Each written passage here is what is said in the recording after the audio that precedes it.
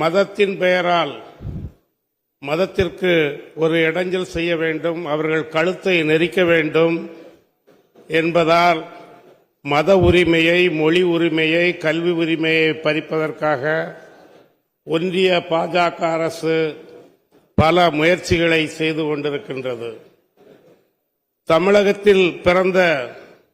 தமிழ்நாட்டில் பிறந்த ஏஎல் முதலியார் என்று சொல்லக்கூடிய டாக்டர் லட்சுமணசாமி முதலியார் அவர்கள்தான் எலிசபெத் மகாராணி அவர்களுக்கே பேர்காலம் பார்த்தவர்.